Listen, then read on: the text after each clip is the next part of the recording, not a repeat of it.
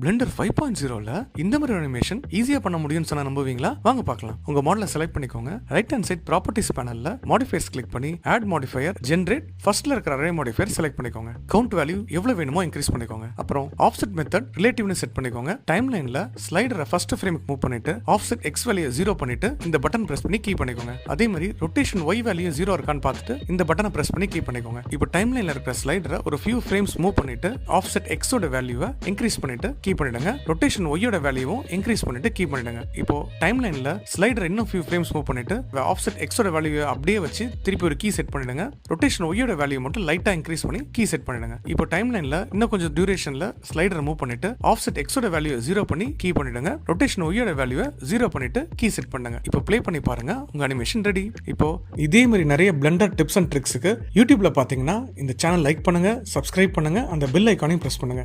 இன்ஸ்டால பாத்தீங்கன்னா லைக் பண்ணுங்க, ஃபாலோ பண்ணுங்க, உங்க ஃப்ரெண்ட்ஸுக்கும் ஷேர் பண்ணி சப்போர்ட் பண்ணுங்க.